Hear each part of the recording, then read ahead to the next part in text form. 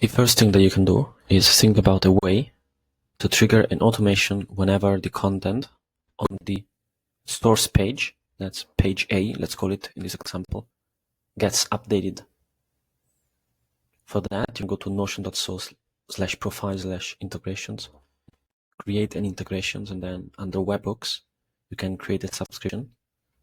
Here you can enter the make or NA10 or Pipedream, whatever you use, webhook URL that will receive the data. And then in the events, you can select here page content updated. Then make sure that this connection has access to the source page that you want to monitor. That's important. Then in the automation, you will use that page ID as the template to apply to the destination page that you want to update dynamically. Let's call it page B in this example.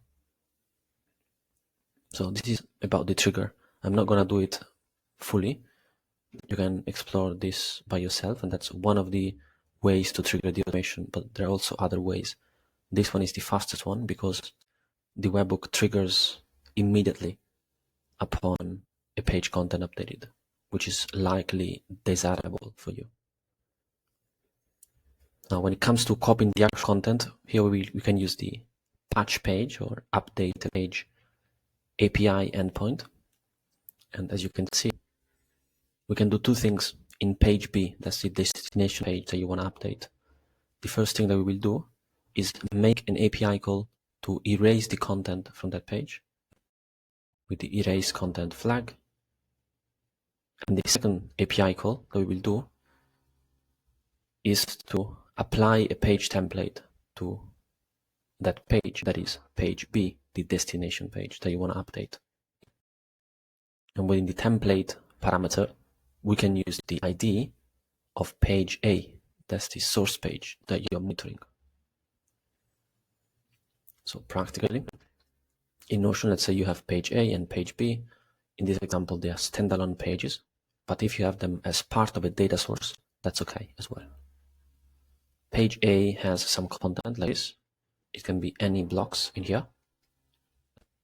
They then also update as you wish.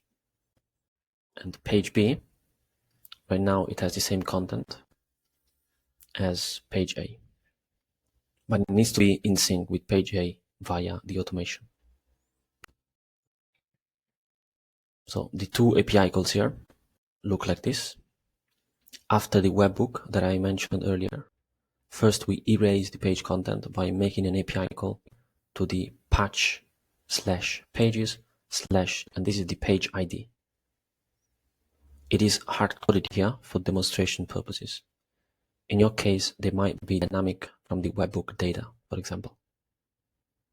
You might have other logic based on the specifics of a use case, which I do not know. And the body of the request simply contains one parameter, that's erase content. It's a Boolean, true. So this removes content from page B because it prepares it to get the latest content from page A, which is what we want.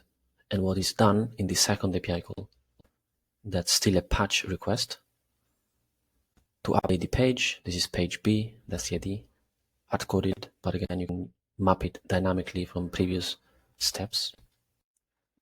And in here, the body contains the template parameter using a template ID, and the template ID is the ID of page A.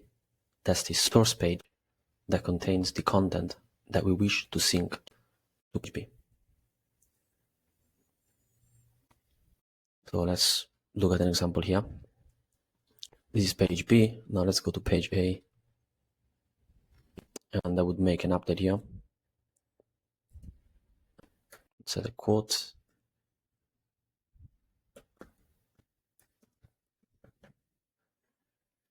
Now when this happens, then the webhook would be triggered. And then we go to page B. Right now it is like so, but then the automation would run automatically. First, it erases content. Second, it applies the new content exactly as it is in page A.